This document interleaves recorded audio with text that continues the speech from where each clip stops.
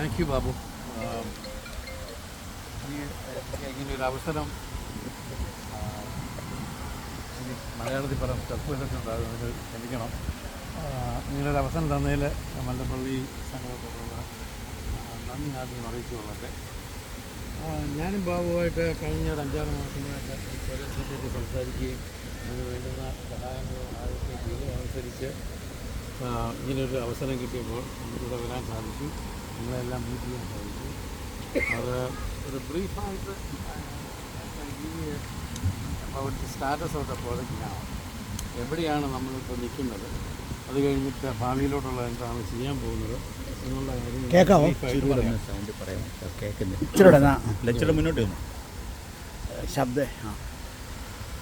അതായത് ഇപ്പം വരെയുള്ള where we stand now at present, where is the project എന്നുള്ളത് ഒന്ന് പറയാം. അത് കഴിഞ്ഞിട്ട് നമ്മുടെ ഫ്യൂച്ചർ പ്ലാൻ എന്താണെന്ന് പറയാം. പിന്നെ അത് കഴിഞ്ഞിട്ട് നിങ്ങൾക്ക് ആർക്കെങ്കിലും എന്തെങ്കിലും ക്വസ്റ്റ്യൻ ഉണ്ടെങ്കിൽ കഴിവതും ഞാനതെല്ലാം ആൻസർ ചെയ്യാം. അറിയാൻ മേലാത്ത സംഗതികൾ പിന്നെ അത് ക്ലാരിഫൈ ചെയ്ത് നിങ്ങൾക്ക് പിന്നെ അറിയിക്കാം. അതുകൊണ്ട് ഇപ്പം ഞാൻ ആദ്യമായിട്ട് അതിൻ്റെ ബാക്ക്ഗ്രൗണ്ട് പറയുകയാണെങ്കിൽ, ഞാൻ why I got into this project എന്ന് പറഞ്ഞു കഴിഞ്ഞാൽ, we were planning, my wife is an MD and she wanted to contribute something to a charity purpose in somewhere, some hospital. So I was looking for that, and one fine morning I thought, why can't I give it to a CSI church, CSI hospital rather than any church, any hospital. അങ്ങനെ അയച്ചപ്പോൾ ഞാൻ Thomas Samuel തിരുവേനിയെ വിളിച്ചു. Thomas Samuel തിരുവേനി ഞങ്ങളുടെ ആദ്യത്തെ അച്ഛൻ ആയിട്ട് NJ വന്ന അച്ഛനായിരുന്നു.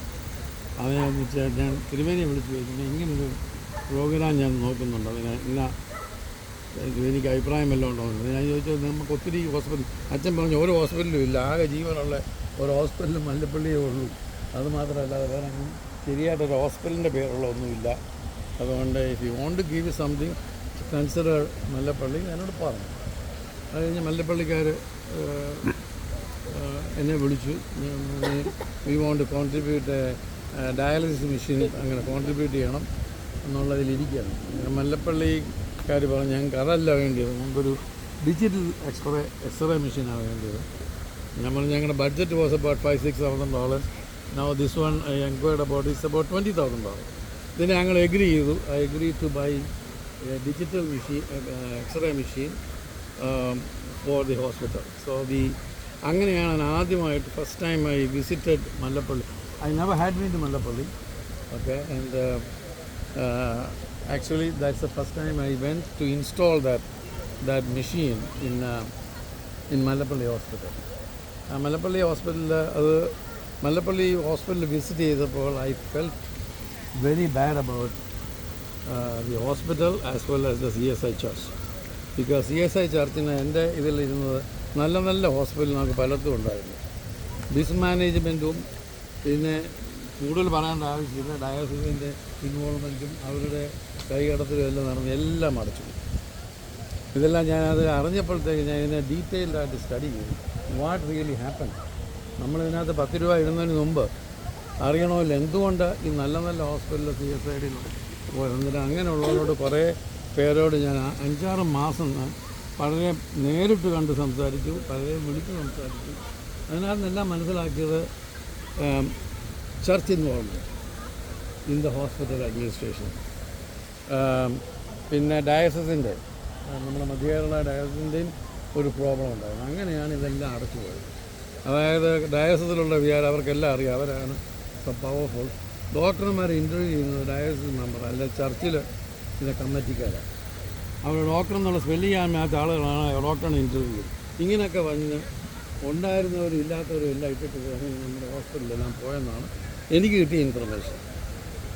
ഇതിനെ base ചെയ്ത് ഞാൻ ഈ കാര്യങ്ങൾ അവിടെ പള്ളി കമ്മിറ്റിയിലും അല്ലെങ്കിൽ പറഞ്ഞു, പള്ളിയുടെ മേലിൽ ഇത് നടത്താനാണെങ്കിൽ I am not interested. Okay, I am not interested. I can develop this one to a better hospital with a secondary level. നമ്മൾ സ്പെഷ്യാലിറ്റി നോക്കുന്നില്ല, because there are 3 number 1 hospitals are in Tiruvalla. So if you go for a special type hospital, that may not work because the expense is too high and we cannot make that kind of money because of the other hospitals around. അതുകൊണ്ട് ഇതൊരു secondary level hospital at the same time good service and good building എല്ലാം ചെയ്തുകൊണ്ട് കാര്യങ്ങൾ ചെയ്തു തരാം. അതിനുവേണ്ടി നമുക്ക് work ചെയ്യാം. അത് എന്നിട്ട് പള്ളി കമ്മിറ്റിയിൽ സബ്മിറ്റ് ചെയ്തു. അവർ പല പല മീറ്റിങ്ങുകൾ ചെയ്തു. അവസാനം they decided to transfer what I meant is to build, operate and return back to them എന്നുള്ളൊരു കൺസെപ്റ്റിലാണ് ഇപ്പോൾ ഇത് വർക്ക് ചെയ്യുന്നത്. ഇത് അതിനുള്ള കമ്മിറ്റിയുടെ മീറ്റിങ്ങും അതിൻ്റെ മിനിറ്റ്സ് ഓഫ് ദ മീറ്റിംഗ് എല്ലാം ഉണ്ടായിട്ടുണ്ട്. അതനുസരിച്ച് ഒരു എഗ്രിമെൻറ്റ് സൈൻ ചെയ്തിട്ടുണ്ട്. അതനുസരിച്ച് ഒരു professional committee board of directors will control the hospital once it is built. I will take over that one with the help of some hospital administrators, doctors and also engineers. അങ്ങനെയുള്ള ഒരു 5-8 പേരുള്ള ഒരു director board ഉണ്ടാക്കിയിട്ട് ആ ബോർഡാണ് ഈ ഹോസ്പിറ്റലിൽ control ചെയ്യാൻ പോകുന്നത്. വേറെ ആർക്കും ഇതിനകത്ത് പ്രൊഫഷണലി ഒരു അധികാരം ഉണ്ടായിരിക്കുന്നതല്ല. Operation wise there is no control over this director board എന്നുള്ളൊരു എഗ്രിമെൻറ്റ് പള്ളി കമ്മിറ്റിയും ഡയസിസിലും പ്രസൻറ്റ് ചെയ്തു. ഡയസിസിലും പള്ളിയിലും ഇത് വെച്ചിട്ടുണ്ട്. ഇതിലാണ് നമ്മൾ മുന്നോട്ട് പോയിക്കൊണ്ടിരിക്കുന്നത്. അതാണ് ഇതിൻ്റെ ലീഗലായിട്ടുള്ള ഇപ്പോഴത്തെ സ്റ്റാറ്റസ്. പിന്നെ as far as A project as it is, now the completed design of the hospital is done, completed, and I have the drawing of that design with me.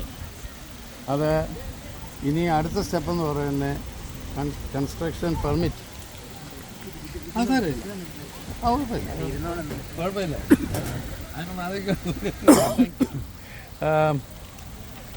ഇത് നെക്സ്റ്റ് സ്റ്റെപ്പ് എന്ന് പറയുന്നത് ഇതിൻ്റെ construction permit പോകണം. അത് local Pathanamthitta ഡിസ്ട്രിക്റ്റിൽ പോകണം. പിന്നെ അത് കഴിഞ്ഞ് കേരള ഗവൺമെൻറ്റും വേണം, ഈവൻ ഇന്ത്യൻ ഗവൺമെൻറ്റിൻ്റെ പെർമിഷനും വേണം ടു ബിൽഡ് ദിസ് സെൻ്റർ.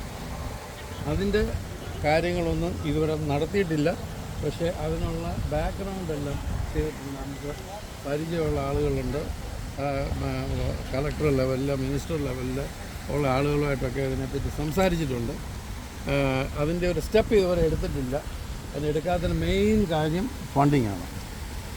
ഈ ഫണ്ടിങ് ഇത്രയൊക്കെ പറഞ്ഞിട്ടുണ്ടെങ്കിലും ഫണ്ടിങ്ങിൻ്റെ കാര്യത്തിൽ മല്ലപ്പള്ളിക്കാർക്കൊന്നും ചെയ്യാൻ പറ്റിയിട്ടില്ല.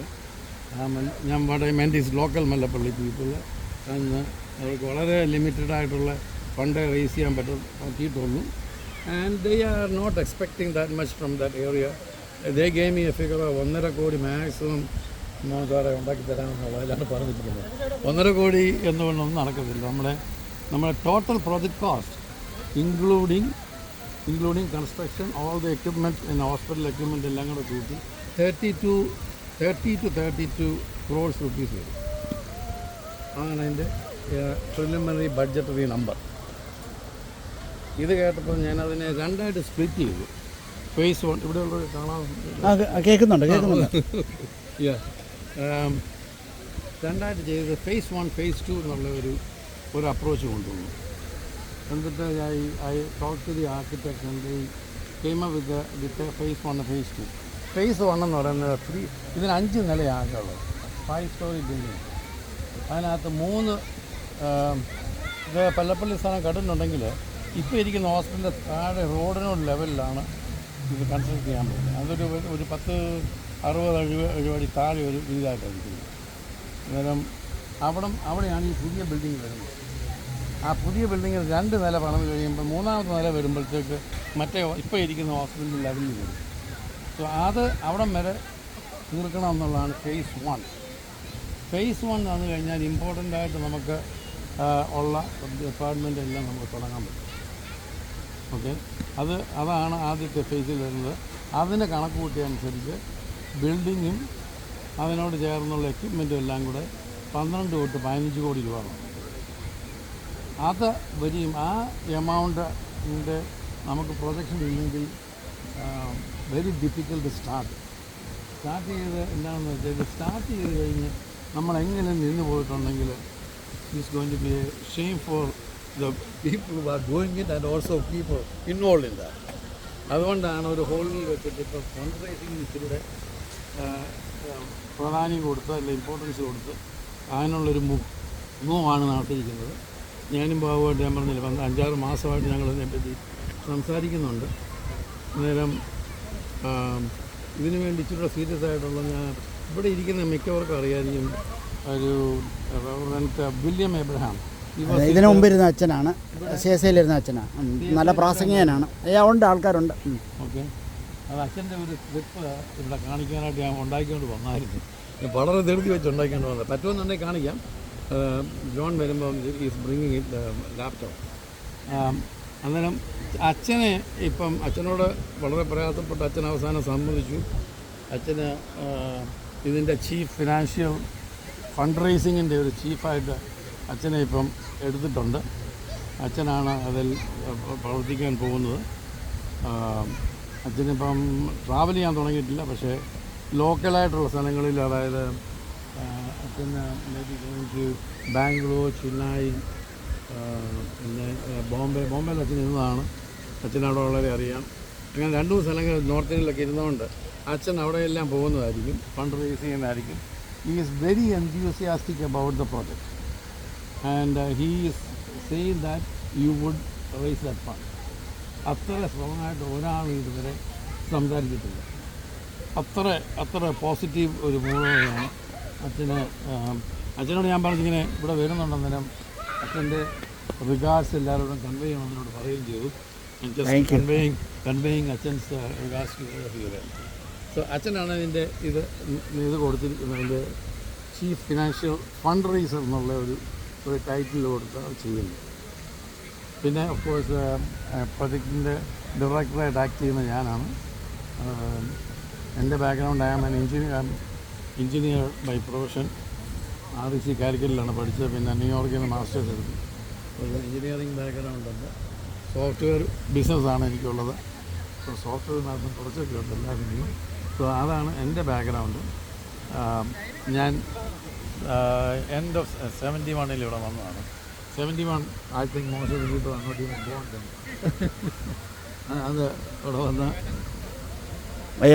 പറഞ്ഞു. സോ അതാണ് ഇതിൻ്റെ ബാക്ക്ഗ്രൗണ്ട്. പിന്നെ ഇപ്പം വേറൊരു ഞങ്ങൾ ചെയ്തിരിക്കുന്ന ഒരു വെബ്സൈറ്റ് ഡെവലപ്പ് ചെയ്തിട്ടുണ്ട്. നല്ലതായിട്ട് ഡെവലപ്പ് ചെയ്ത് വന്നിട്ടുണ്ട്. അതിനകത്ത് ഇതിൻ്റെ ഡ്രോയിങ്ങും പിന്നെ ഓരോ എക്യുപ്മെൻറ്റിൻ്റെ വിലകൾ ചേർത്ത് വെച്ചിട്ടുണ്ട് എല്ലാം. അതായത് അത് ഇപ്പം ഒരു 2 ആഴ്ചക്കകം അത് കംപ്ലീറ്റ് ചെയ്യാൻ പറ്റുമെന്നാണ് തോന്നുന്നത് ഫുള്ളായിട്ട്. Because there are some changes made on the equipment.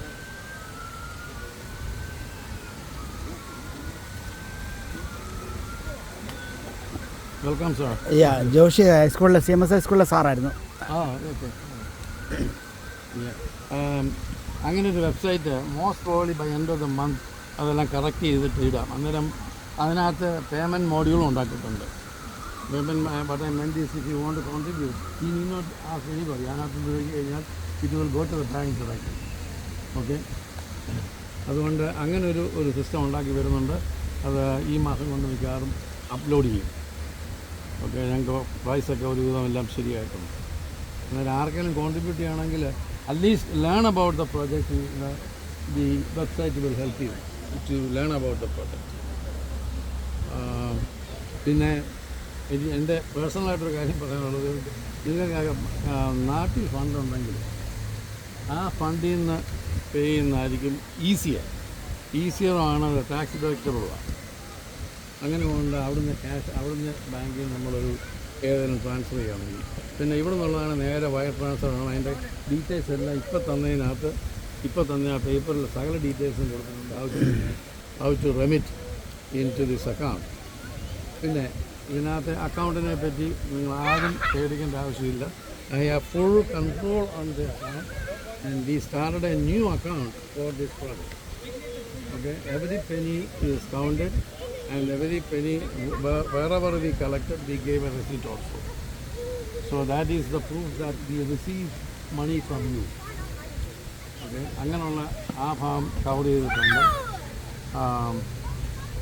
വേറെ ഇവിടെ ഇപ്പോൾ ഒരു 3-4 കോടി രൂപ ആയിക്കഴിഞ്ഞാൽ I will go for the construction permit and that എല്ലാം കൂടെ ഒരു 3 to 5 months എടുക്കും അതിൻ്റെ തുടങ്ങിക്കഴിഞ്ഞാൽ. ഈ അപ്രൂവൽ എല്ലാം വരണമെങ്കിൽ നമുക്ക് കൺസ്ട്രക്ഷൻ തുടങ്ങാനായിട്ട് ഒരു 3-4 months എടുക്കും.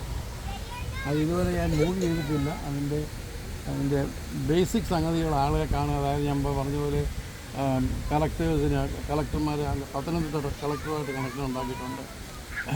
നമ്മുടെ CSIയിലുള്ള മിനിസ്റ്ററിൻ്റെ പേരെന്ന് അനിച്ചറിയാനോ, അത് ഇപ്പം ചെങ്ങന്നൂർ CSIക്കാരനാണ്. സജിച്ചെറിയാനോ? സജിച്ചറിയാന് എൻ്റെ കമ്പനിയുടെ CEO അവർ അയലോകംകാരാണ്.